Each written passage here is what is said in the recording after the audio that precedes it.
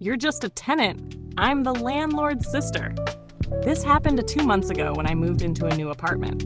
It's a small complex with just 4 units, and I honestly loved how quiet it was until the landlord's sister decided to show up. At first, I didn't know who she was. She just started showing up randomly, watering the plants in the shared courtyard, walking into the laundry room without knocking, and giving unsolicited advice on how I should properly park my car. One day, I'm cooking in my kitchen and I hear the screen door open. I come out and find this woman in my backyard, shared space but still, moving my flower pots around. I politely asked her what she was doing, and she just goes, "Oh, I'm the landlord's sister. I helped him decorate this place. These don't look good here." I told her I rented that unit and I will prefer if she didn't move my stuff without asking. She rolled her eyes and literally said, "Well, you're just a tenant. I'm family." The next week, she knocks on my door and asks if I can move out early because she wants to rent the place for her son, who is starting over after a breakup. Mind you, I had a signed lease and had been there for barely 2 months. I got pissed off immediately and asked her to leave. Then I called the landlord and reported what was happening. He was horrified, apologized profusely, and told me his sister had no authority whatsoever and wasn't even supposed to be on the property without notice. He had to change the lock on the courtyard gate because she kept letting herself in. Some people really think being family gives them a license to act weird. My roommate expects me to pay her sister's share of the rent because I have a job. I live with one roommate, Rose. I traveled for a family get-together. When I came back, I found someone else in the apartment. Turns out it was Rose's younger sister. I asked her what was going on, and she casually said, "Oh, she just came from the village and will be staying here for a few days while she applies for a job." I asked her why she didn't let me know beforehand, and she said, "I thought you wouldn't mind." Fast forward, those few days turned into what feels like forever. Her sister is always home doing absolutely nothing. No job hunting, no house chores, just using up our space, electricity, water, and food. She is basically moved in. When rent was due, I divided it into 3 and sent my 1/3. Rose called me saying I didn't send my full rent. I told her to divide the total into 3, and that is my part. She flipped, said her sister isn't working yet, and I've been working for years, so I should be able to afford the full half, that I should overlook it and render a little help. I told her point blank, "You didn't ask me before bringing your sister in, and now you expect me to pay her rent too? Absolutely not." She called me wicked and stormed off. Evil mother-in-laws, I heard somewhere that boy mom's final form is the evil mother-in-law, and holy shit is that true. They don't know the thin line between motherly love and romance. My neighbor's son got married a few months back. Chill wedding, visited their ceremony, congratulated them, became close with their neighbor's son's wife. So for context, they, married couple, live in a house 2 blocks away from my house, and their mother-in-law, husband's mom, wife's mill, is my neighbor. So one day the wife, we'll call her M, comes at my house. I sit her in my living room. She looks bothered. I ask M what happened. She replies that K-husbands, mom is a pain in the ass. I upsy question her, we are close, so I'm worried. Apparently what went down, that the couple went to pick her up, and K and M were of C sitting at the front. Mill didn't say anything there, but later pulled her son aside and fought with him over not getting the front seat of a Honda like it is a throne. According to her, it meant that the wife had manipulated her innocent baby. I cronged so hard writing this. She also casually called herself her son's first love, and that is insane. M says that she tries to compete with her in a kind of way, and it gives me secondhand embarrassment. But it was never that bad. YK before it was just petty-ass competition that one can laugh at, but according to M, now it's not. So what went down was that M and K had a dinner at their house, and Mill of C came. The party was to announce Emma's pregnancy, so they told everyone, got congratulated, tears of joy, happiness, and all that. Later, Mill starts throwing hints at for 2 specific names of her parents. Yes, her dead parents' names as a name for a child. K and M laughed it off later. She visits them and reveals that is serious about the name thing. Anyways, K and M just decline her. She just accepts it and leave. But the thing is, now she is going around addressing the unborn child, which we do not even know the gender off with those names, and she refuses to acknowledge any other name. It's actually so entitled. P.S. Icky am a nosy neighbor, also don't mind grammar. English is not my first language. Entitled Karen started yelling slurs over a cup of Parmesan. So I-16E worked at a fast food pizza chain that sold some really cheap food. We had an option for customers to purchase a cup of marinara sauce in one of those plastic containers for only $1. We don't put Parmesan in these cups because that would make them $5 due to the excess amount. A customer, K, walks in with 3 children in tow to get a pizza. He had a scraggly beard, the half-jacket, half-shirt look, and a red hat on, you know which one. He got a few pizzas and was waiting for the order to be fulfilled while I was helping another customer when he butt in. Can I get a cup of Parmesan too? Me, I'm sorry, sir, but I'm helping another customer right now. Could you please sit down? Fine. He sat down, and I helped the customer with their order number and had them sit to the right of the Karen. Okay, now that that's over, he sounded so impatient. Can I get a cup of Parmesan? We do not sell cups of Parmesan, but we have Parmesan packets, so I could give you a few of those. No, I want a cup of it. One of those dollar cups. I can't do that, but let me get my manager to see if we can. It will probably cost a lot more than $1 though. I left to get my manager, and she looked at me like a confused dog, head locked to the side and everything after I told her the situation. Manager, we don't sell those. Yeah, but he won't listen. Maybe we could just give him a handful of packets? Probably. My manager and I traveled around the divider between the kitchen and the lobby, carrying a few Parmesan packets so we could give EK a few and restock the others. I plopped around 15 Parmesan packets into a bag and gave them to EK. He was furious. Is this some kind of fucking joke? I told you I wanted a cup of Parmesan, not these packets. Well, my manager told me to just give you a few of these because we can't make cups of Parmesan. It won't register in our inventory. This man was not having it and started dumping random information on me to make me get a cup of Parmesan for him. My 3 kids there, pointing to his kids in the seats behind him, all were clearly embarrassed, have autism, and the only way I can make them eat something is with Parmesan on it. They are very skinny and don't eat much, so they really need this. That sounded like cartoonist logic to me, and I have a brother on the spectrum, sometimes going from low to high bouts of it. And only one of these kids, the youngest, exhibited any of the traits, and the others seemed fine. They still might have it though. Me, motioning for my manager to help diffuse the situation. Sir, we have your food ready, and there is a dollar store just about a block from here, so you can take your food and pick up one of the shakers there. They have more Parmesan than one of these cups. No, I used to work at the pizza place in the mall before it shut down. I always gave and received a cup of Parmesan when I wanted it. And right now, I'm considering calling corporate on your face. My mood immediately switched after hearing that word. I have earrings and have an overall feminine demeanor, but I am bisexual. And if I was already over the edge, I was now launched several miles over it. Me? Sir, I need you to leave right now. EK reached over the short counter and grasped at me, only nabbing my necklace. We were allowed to wear necklaces up front as long as it was inside our shirt, but mine must have come out at some point. It tore into the back of my neck, and I got it out of his hands before he could hurt me anymore. And my manager was yelling at him to get out, or we would call the police. He started yelling all kinds of slurs, addressing the one black lady in the room with that word, and telling her to never eat from our location again, saying we were a bunch of gots who needed new employees.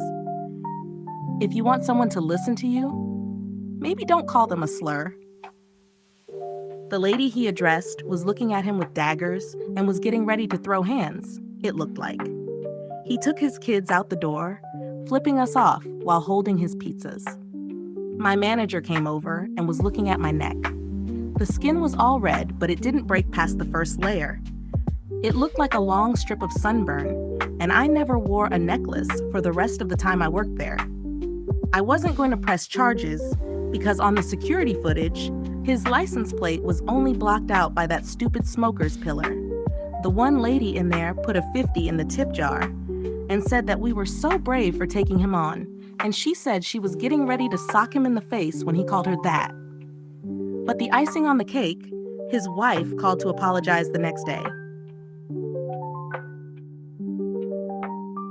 Girlfriend's entitled friend wants me to pay for his dinner. Last Saturday night, my girlfriend and I, 26F and 31Me, went to have dinner and ran into one of her friends from high school and his girlfriend, 26-8E and F. From what I've gathered, they used to be close but drifted apart after graduation. Since my girlfriend and her friend hadn't seen each other in a long time, I suggested we all get a table together, and he and his girlfriend agreed. Whenever we go to a nice place or eat something new, my girlfriend likes to take photos. It's not like she has a full photo shoot. She takes, 10 seconds. It's not a big deal, and it's something she likes. So I don't care. So when we got our food, my girlfriend took out her phone and the other girl took hers out too. The friend complained and made fun of her girlfriend and tried to get me on his side, but I just said that it's not a big deal, that I like to see my girlfriend happy, and waiting a few seconds before eating is nothing to complain about. I could tell that he didn't like me much after saying that, but I don't really care. I had a nice dinner with my girlfriend, and she got to catch up with an old friend. Later that night, my girlfriend showed me her phone. After leaving the restaurant, her friend had an argument with his girlfriend over his comments during dinner, and he was blaming me. He told her that I owed him for the dinner. My girlfriend laughed at him. Move out. I need the space for the baby. This is happening right now, and I'm honestly still trying to wrap my head around it. I'm a 26-year-old woman sharing a 2-bedroom apartment with my roommate, Leah, who is 28. We've lived here for about 5 months now. The arrangements have been quite straightforward. We each have our own bedroom, we split rent evenly, and we generally keep to ourselves. I work remotely, so I've set up a small desk and monitor in my bedroom to serve as my home office. It's not a huge space, but it's enough for my needs.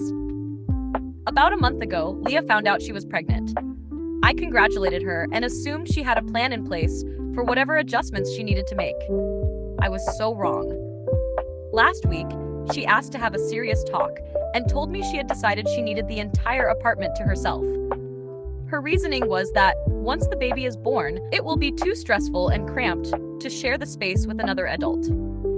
She said she wanted to turn the second bedroom, which was my bedroom, into a nursery, and she thought I should start looking for a new place soon. I reminded her that we are both on the lease and that I have no intention of moving out.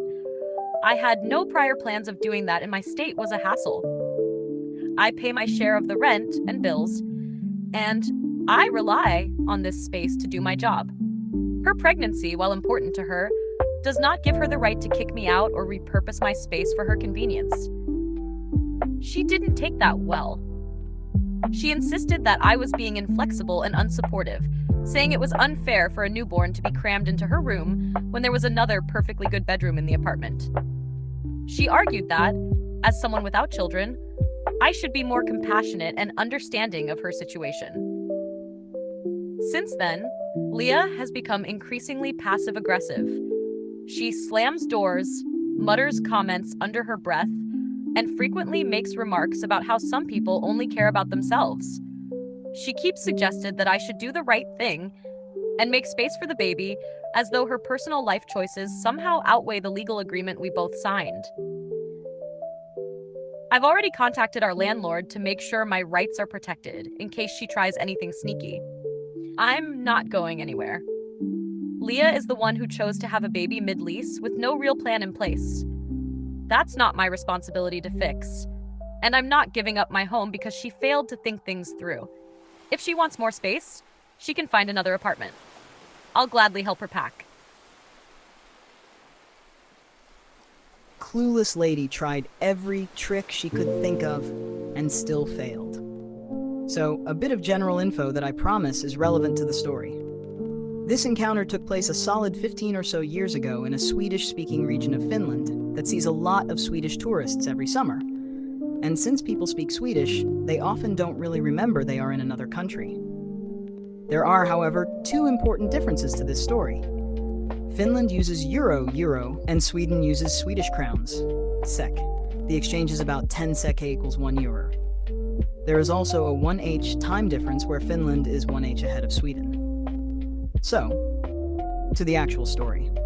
At this point, I was working at a park that has animals you can go visit, but you can't just go freely inside the park since the animals roam the entire park area. You can only enter on a guided tour, and they start every hour on the hour.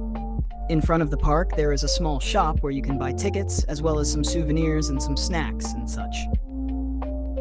This day, I was on shop duty when this lady that may or may not be named Karen, she did have the haircut, walks up to the shop and wants to buy 4 tickets to the next tour, 2 adults and 2 children. At this point, adult tickets were €8 and children were €5, so I tell her that will be €26. She looks slightly confused and says though the price was 6 SEK per person.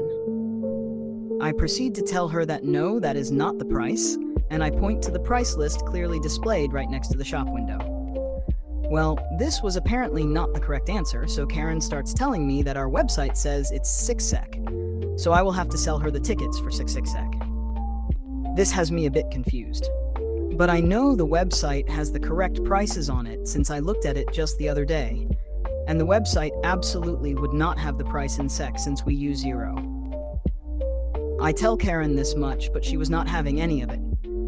She proceeds with the expected shouting, berating, threatening to call the police, and so on.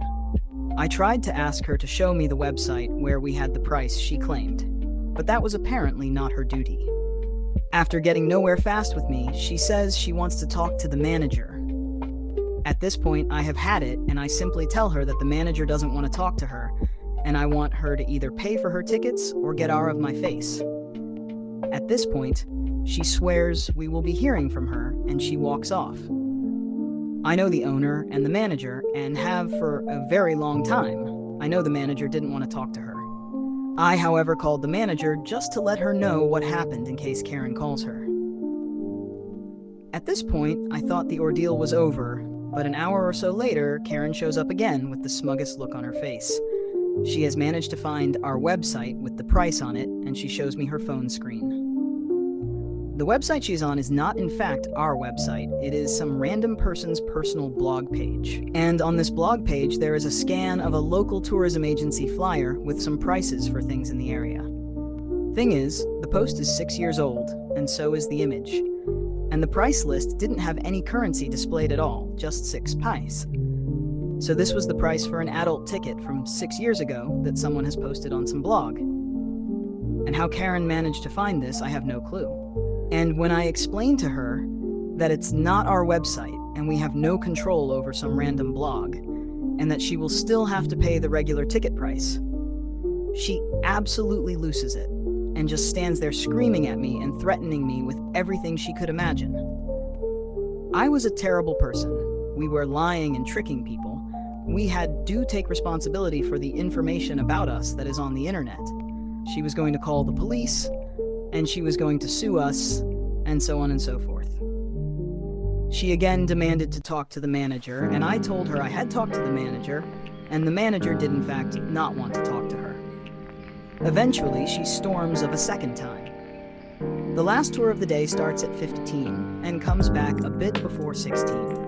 We always keep the shop open until the last tour comes back, in case the people on the tour wants to grab some souvenirs or something from the shop after the tour. At around 15:30, she shows up again, this time with husband and kids in tow. She is fuming, but I guess the kids were really wanting to go, so they convinced her.